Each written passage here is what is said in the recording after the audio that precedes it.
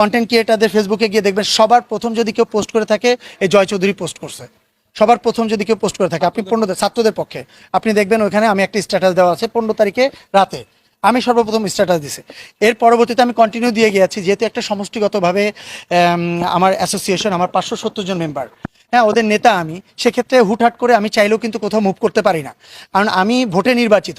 আমি আমার একার সিদ্ধান্তে কখনো কিছু করতে পারি না। কিন্তু সেক্ষেত্রে আমার সমস্ত মেম্বার বলেন, আমার এক্সিকিউটিভ কমিটির যারা আছে, তাদের সবার সাথে যখন আমরা কথা বললাম, কথা বলার পরে মনে হলো যে আমরা আপনারা দেখছেন যে চুপচাপ বাদেও আমার বিপরীতে বা সরকারের পক্ষে তখন কিন্তু অনেক দল নেমেছিল, অনেকেই নামছে সরকারের পক্ষে। যেমন আমাদের বিটিভিতে যাওয়ার কথা ছিল, আমাদের এফডিসির সামনে অপোজিটে দাঁড়ানোর কথা ছিল, আমরা কিন্তু তখন যাইনি। তখন আমাদের কাছে মনে হয়েছিল যে এমন একটা মুহূর্ত যেখানে এতগুলো লাশ বাংলাদেশে পড়ে আছে, এত হসপিটালের ছাত্ররা পড়ে আছে, সেখানে আমরা হসপিটালে না গিয়ে, হসপিটালে যেতে পারছি না এত বাধ্যবাধকতার ভিতরে, সেখানে আমি বিটিভির সামনে যায় দাঁড়াবো, সেখানে আমি এফডিসির সামনে গিয়ে দাঁড়াবো, এটা আসলে মানবতার দিক থেকে আমার মনে হয়েছে যে এটা করাটা উচিত হবে না। সেদিক দিয়ে আমি আমার সিনিয়রদের সাথে কথা বলেছি, আমার মেম্বারদের সাথে কথা বলেছি, তারা কেউ ইন্টারেস্ট ফিল করে নাই।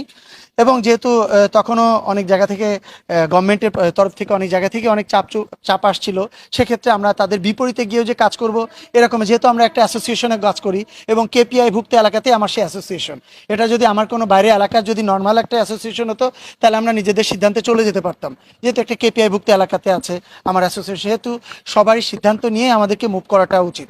এটাই যে আমরা আসলে তখন যে গভর্নমেন্টটা ছিল তাদের পাশে গিয়েও কিন্তু আমরা ওইভাবে দাঁড়াইনি, আমার অ্যাসোসিয়েশনে কেউই কিন্তু সেখানে যায়নি, কিন্তু এটাও নিতে হবে। কিন্তু এখন তো কেউ যায়নি, আমার অ্যাসোসিয়েশনে কোনো মেম্বার মানে আমার ক্যাবিনেট মেম্বাররা কেউ যায়নি। যারা গেছে তাদের আপনার মানতে হবে যে তারা তারা তখন কোনো না কোনো পোস্টে ছিল। কিন্তু না না না না তারা না না না না, রত্নাপুর জিনিসটা ভিন্ন। দেখেন প্রতিটা মানুষ কিন্তু একটা না একটা পোস্টে আছে সবাই, তো সেক্ষেত্রে তাদের ওইটা হয়তো বা দায়িত্ব ছিল।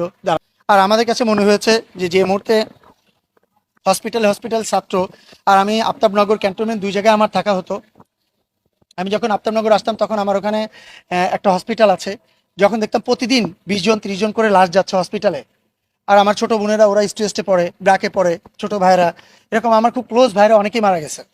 তা সেখানে আমার কাছে মনে হয়েছে যে আমার বিবেকের তাড়নায় আমার মনে হয়েছে যে আসলে কাজটা আমার ঠিক হচ্ছে না, যেটা হচ্ছে এটা ঠিক হচ্ছে না। সেদিক দিয়ে আমার মনে হচ্ছে না, যেখানে ছাত্ররা সব হসপিটালে পড়ে আছে এই মুহূর্তে আমার রাস্তায় নামাটা বা আমাদের রাস্তায় নামাটা বা বিটিভির সামনে বা এফডিসির সামনে যাওয়াটা আমাদের ঠিক হবে না।